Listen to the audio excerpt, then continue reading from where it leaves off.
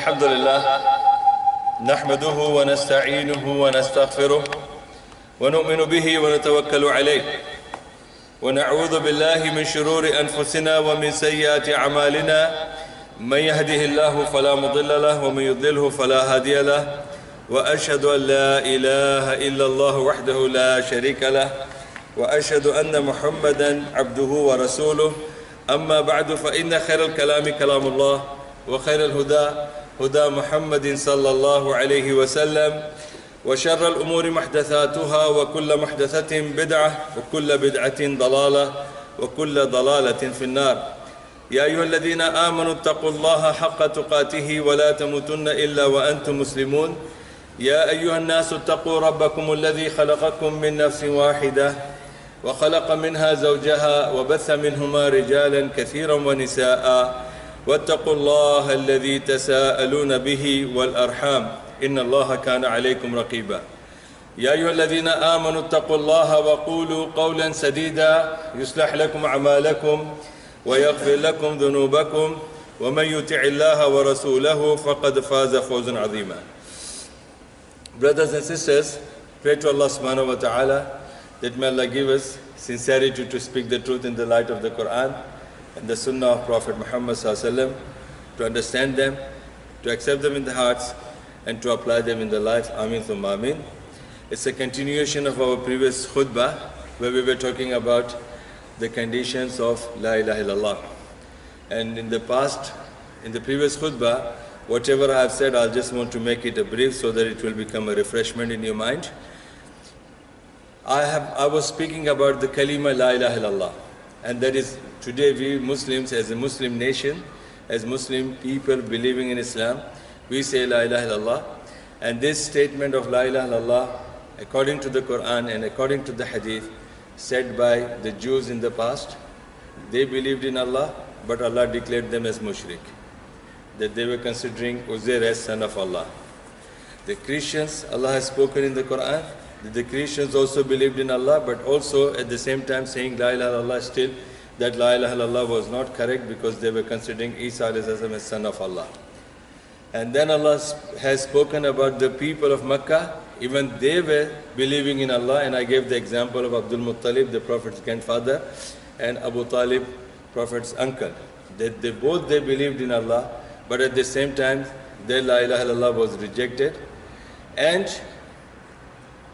La ilaha illallah was rejected. At the same time, their salah, siyam, hajj, zakat, whatever they were doing, the Jews, Quran says the Jews were praying. The Quran says Jews were fasting. Quran says Jews were paying zakat. But Allah rejected all that because their La ilaha illallah was wrong, incorrect. The Christians, Quran says the Christians were praying. Christians were fasting. Christians were giving charity and zakat. Allah rejected that because they were committing shirk with La ilaha illallah. Same thing, people of Makkah. Special verses are there in Surah At-Tawbah where Allah speaks about the service that the people of Makkah would provide to the pilgrims who would come to Makkah. They would serve them special drinks, and that is mentioned in the Quran. Even after mentioning that, Allah says that your service of serving this drink to the pilgrims, Allah will not be happy with you because you are committing shirk, and 360 gods were being worshipped. So, same thing is with us, that today we also say La ilaha illallah, and based on the ayah of Surah Yusuf, ayah 106, that وَمَا يُؤْمِنُ أَكْثَرُهُم بِاللَّهِ إِلَّا وَهُمْ مُشْرِكُونَ, based on that ayah, it is possibility, and not possibility, I'm saying because of my experience with the Muslims today, we also don't know La ilaha illallah. Because we don't know the conditions of La ilaha illallah. Conditions means if you fulfill the conditions, your La ilaha illallah is accepted. And if you don't fulfill your conditions, your La ilaha illallah is rejected. So, bringing the example of Jews and the Christians and the people of Makkah, that's only an example. So whether they believe it or not, it's their concern. But as Muslims, this is our concern, that what is the meaning of La ilaha illallah. So that was my last speech. I have explained that why it is important for every Muslim to know La ilaha illallah with its conditions. So today we will be going to all those conditions. And if you remember, I have said some of the scholars have divided the conditions into seven positive, 7 negative. Some has divided them into 8 positive, 8 opposite of that, and some 9 and opposite of 9. But in my explanation, inshallah, I will cover all of that, because there is no harm benefiting from the scholars and sharing their knowledge as well with the people. So the main R, which is agreed by all the scholars, are 7. Number 1 is the knowledge. A person who says La ilaha illallah, he should have a complete knowledge of La ilaha illallah. Number 2, he should be clearly believing it, certainly believing in it with certainty and no doubt. Number 3, after he has understood it, after he has believed in it, then he has to submit himself to that word, the statement of La ilaha illallah. Wa alaikum assalam. And the 4th is, after you have submitted it, you have to follow its do's and don'ts and the commands. 5th is that you have to accept it, that it is a truthfulness. There is no doubt in it, there is no false in it, there is no lies in it. Then the 6th is your sincerity towards it. And the 7th is your love towards La ilaha illallah. If these 7 conditions are not met, and they are not done, and they are not met properly, our La ilaha illallah will be the same as the La ilaha illallah of the Jew, La ilaha illallah of the Yahud and Nasara, and the people of Makkah who were fasting, praying and paying zakat, all those kind of things. We do lots of things. We don't only serve Allah, we also serve our Pir Sahib and Maulvi Sahib as well. We serve not only the masjid, we also serve mazarat. So this is all, part of our La ilaha illallah.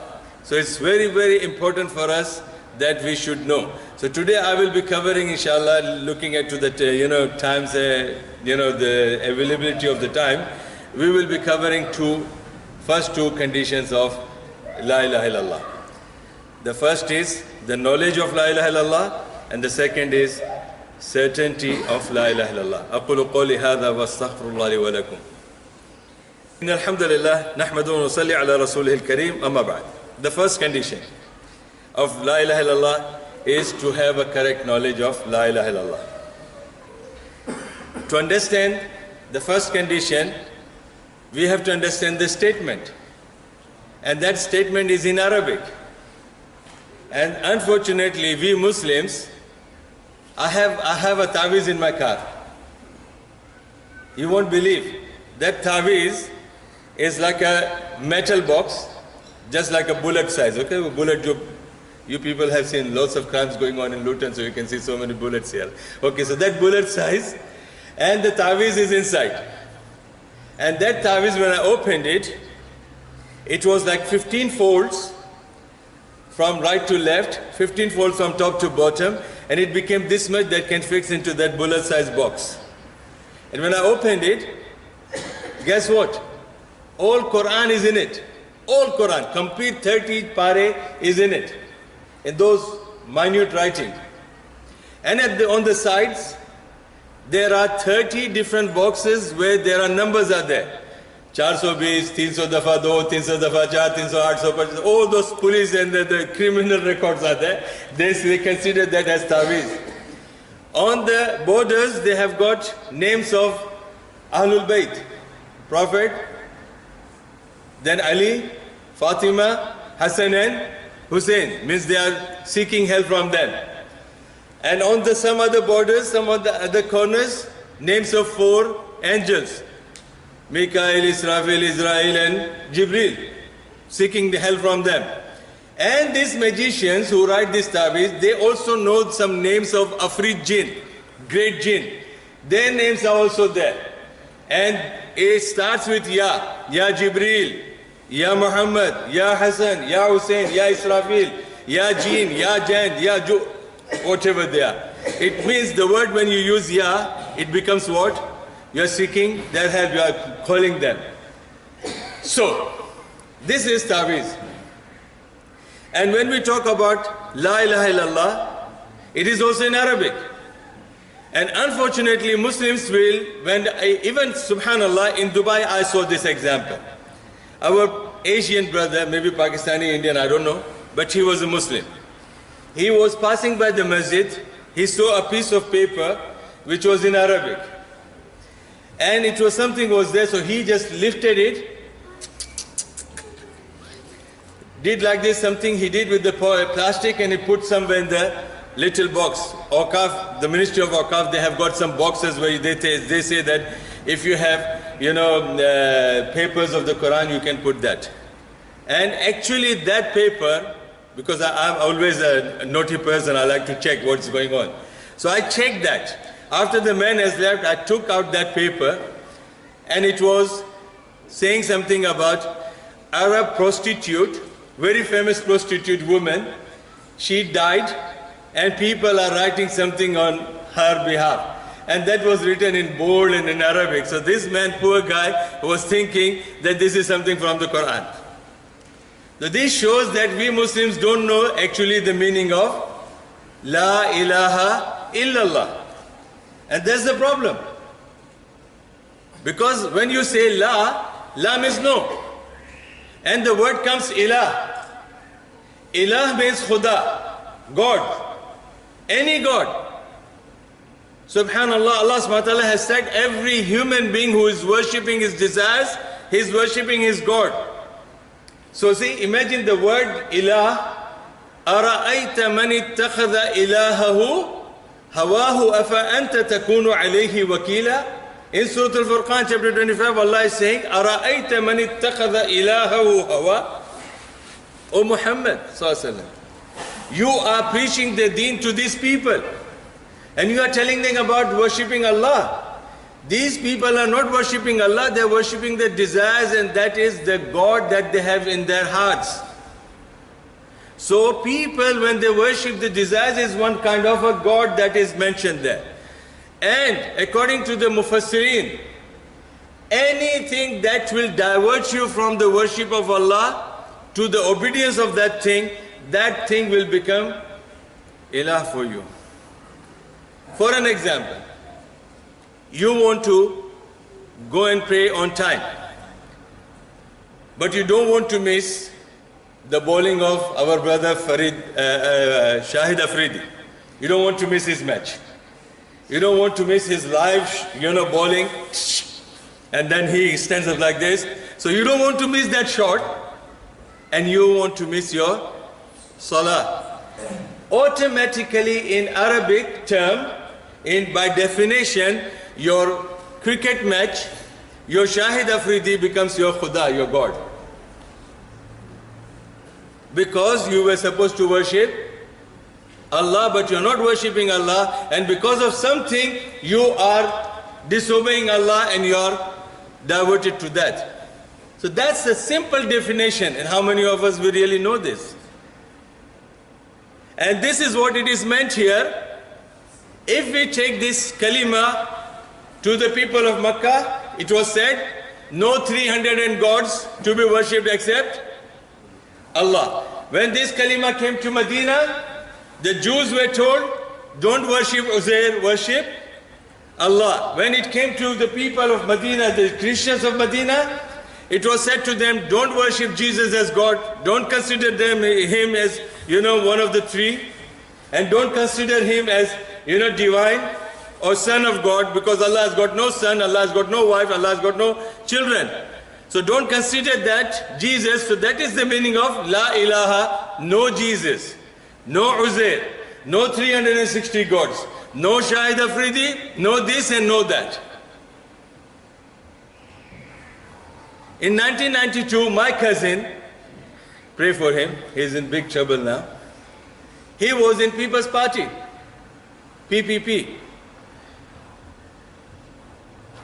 And his slogan was, normally our slogan is what? La ilaha illallah Muhammadur Rasulullah. That should be the slogan of Muslim. But his slogan was, जिएंगे तो बेनज़ीर के लिए, मरेंगे तो बेनज़ीर के लिए. Aish li benazir wa amut li benazir. This is in Arabic. In English, I will live for Benazir and I will die for Benazir. And what Quran says? قُلْ إِنَّ صَلَاتِي وَنُسُكِي وَمَحْيَاي وَمَمَاتِي لِلَّهِ رَبِّ الْعَالَمِينَ. O Muhammad, you being my beloved prophet, being my greatest prophet, being my best prophet amongst all of them, even if you have to define yourself as a Muslim and want to be a Muslim in the sight of Allah, you should say my prayers, my salah, my purpose of life, that I will live and I will die only for Allah. So the moment you say you live for someone and you die for someone, that thing becomes your ilah. So it is very, very important for us to know the first, what is Laa Ilaha. Imagine, this is still here, we are stuck over here, and this has got a, huge meaning, deep meaning. If we don't know that, then we cannot say illallah.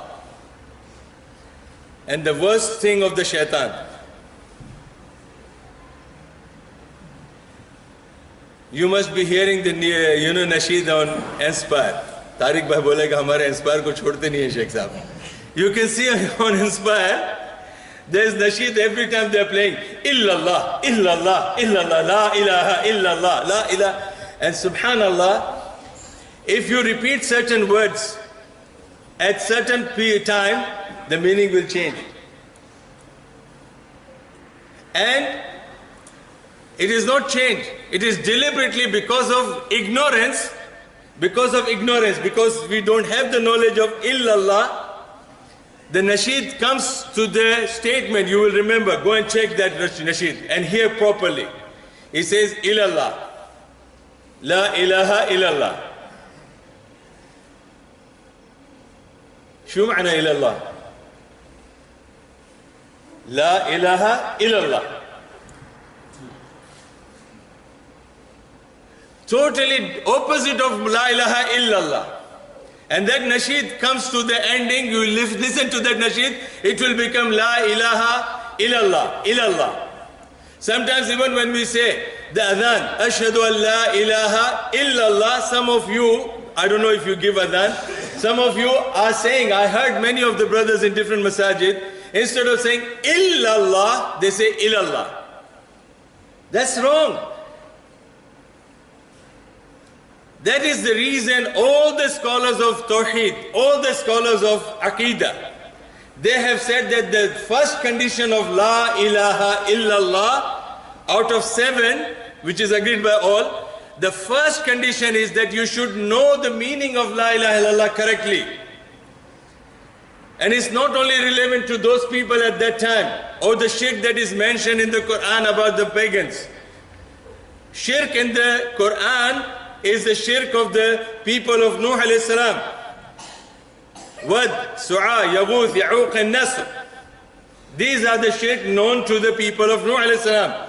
Abdullah bin Abbas is saying in the tafsir of Sahih Bukhari, in the tafsir of Surah An-Nuh, he is saying that these were the 5 buzurg, 5 pious people, awliya Allah, who were the 10th generation of Adam alayhi salam's children. They were from the 10th generation of Adam alayhi salam's children, and they were pious people. First, after they died, Shaitan came to them and he made their pictures. He told them that you're gonna, forget all the good things of your ancestors. So to remember them, let's have a pictures. So they said, okay, no problem. They made the pictures. Second thing, the places where these people were worshipping. Second thing, he told them, look, Allah is not happy with you, this next generation. The shaitan came to the next generation in the human form. And he said to them, look, having pictures, it makes no difference because Allah is not happy with you. What you have to do is shut down this masajid where they are praying, and you have to take these pictures to your house and worship Allah subhanahu wa ta'ala, keeping those pictures in front of you. Still shirk did not come. Shirk was not introduced. The third generation shaitan came and said, oh look, Allah is not happy with you at all, because you people are not upon the deen of your ancestors. So if you want to please Allah subhanahu wa ta'ala, this is not from me, I'm telling you. So it says, Sahih Bukhari, Tafsir of the Quran, the book called Tafsir of the Quran, and under the Tafsir of Surah An-Nuh, alayhi salatu salam, if you check that, and when the ayah comes, La wad su'a yaghuth an-nas, in that tafsir, Abdullah bin Abbas, a sahabi of Rasulullah, he is saying that till up until this time, shirk was not introduced on the face of the earth to the humankind. But after that, the third generation, shaitan came and told them, look, Allah is not happy with you. So if you really want Allah to be happy with you, mention the wasila of these people in your dua, in your namaz, in your ibadah. Tell Allah subhanahu wa ta'ala in their wasila, and Allah will listen to you. So directly, he has cut the connection, direct connection between Allah and the people, and he brought the mediators. This was the shirk, first time in the history of the mankind introduced to the people. And then it became this word, Su'a, Yaghuth, Ya'uq, and Nasr. Another three in Surah An-Najm, Lat, Manat, and Uzza. These are another three gods known to the Arabs. They were introduced in Makkah. So these 8 gods were known to the people of Makkah. They were like hierarchies. Out of that, they also had Naila, Manal. These were the famous gods and goddesses in Makkah out of 360 gods. And at the same time, Abdul Muttalib, he said, Kaaba is the house of Allah. Allah will look after the Kaaba. It's not my concern. Abu Talib, Prophet's uncle, he also said, I believe in my nephew. Whatever he's saying the truth, but I cannot live the religion of my forefather. Sahabi Amr ibn al-As radiyallahu anh, he came to Rasulullah, he accepted Islam. He said, I used to worship 7 gods. Wahidun fil sama, sittatun fil ard.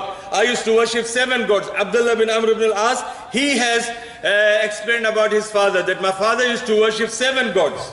Wahidun fil sama, wa sittatun fil ard. I used to worship Allah, who was above the heavens, and 6 I used to worship on the ground. So these people were worshipping, La ilaha illallah, and they were worshipping Allah subhanahu wa ta'ala. And for that reason, Allah subhanahu wa ta'ala has made this situation, the condition here, that La ilaha illallah of that time is changed today. This La ilaha illallah of today is that when we change our hairstyle to any celebrities, we are worshipping him. I'm not exaggerating, remember that. This is the definition of La ilaha illallah. If we are not having the hairstyle the way it should be as a normal person, and we copy the non-Muslims or we copy the celebrities, then we are worshipping them. La ta'budi shaitan. This was the statement of Ibrahim alayhi salam to his father. Was he worshipping shaitan? Did he see shaitan? No, he was worshipping those celebrities, whatever, or the hierarchies, or the leaders, or the statues that he had. Our hairstyle, our dress style, our way of speech, our way of dealing, our way of, subhanallah, forget about the salah, siyam, hajj, zakat. We don't know how Rasulullah prayed. We don't know. We only know how Hanafis are praying. We only know how Malikis are praying. We only know how Shafis are praying. We only know how Hadithis and Salafis are praying. We can't surely say that how Muhammad was praying. Because do we know how he is praying? Did we put any effort to know how he was praying? How he was fasting? How he performed the zakat, or gave zakat, what are the do's and don'ts he taught to us? We don't know. So whom are we really worshipping? That's the point. This is the meaning of La Ilaha illallah. All those deities that you have, all those celebrities that you have, all your dirhams and dinars and pounds and sterlings and dollars that you worship, the job that you worship, the woman that you worship, the music that you worship, the songs that you worship, the style that you worship, these are all your gods. And if you don't know this meaning, then you don't know the meaning of La ilaha illallah. Translation of Abdullah Yusuf Ali. When it came to the Taghut. He has said that even the music and musical instruments, وَلَن تَفْعَلُوا وَاتَّقُوا النَّارَ الَّتِي وَقُودُهَا النَّاسُ وَالْحِجَارَةُ عِدَّةِ الْكَافِرِينَ. وَقُودُهَا النَّاسُ وَالْحِجَارَةُ. Here, according to the translation and tafsir of this translator, mashallah, Abdullah Yusuf Ali, he says that hijara is all those instruments that will divert you from worship of Allah is there, and they will be burned in the fire, in the hell of the fire as a fuel. In other words, he's saying that all those deities that come into the way of Allah's worship, they are all called ilah in that. And if a person really wants to be Muslim in the sight of Allah, so the first thing is he should know Laa Ilaha. He should know what is to be negated. Negation is the deities. This is the meaning. First you have to understand. You have to deny Laa Ilaha. That is the meaning. Laa Ilaha, you have to deny Ilah. And for that the scholars have put this condition, that the first condition of La ilaha illallah, that you should have the knowledge of Ilah. And I gave you the knowledge of Ilah today, alhamdulillah, based on all the explanations given by the scholars, is every source that makes you away or keeps you away from worship of Allah, that source will become Ilah. And you have to negate that. You have to refuse that. Then only Allah subhanahu wa ta'ala will accept your illallah, not illallah. Say it, illallah. Say it please. Illallah. No, I still heard somebody saying illallah. It is illallah. Illallah. Illah. No God, no deities, no celebrities, no music, no songs, no pictures, no women, no this, no that. Then say illallah. Yes, now I am servant of Allah. I am slave of Allah. I am going to worship Allah. When you have this La ilaha illallah, then your status will change. So I want to stop today this much, because you people are not as strong as myself. I know, you won't be able to take it. We'll continue for the next time. Next time you have to take more proteins, more vitamins, and more milkshakes to come and inshallah attend that. So first point, my brothers and sisters, Ilah is opposite of Allah. Remember, Ilah is opposite of Allah. Ilah is shaitan, and all those things that are represented by shaitan is all Ilah, and Allah is opposite of that. So first, before we say illallah, before you believe in Allah, this is also very clear.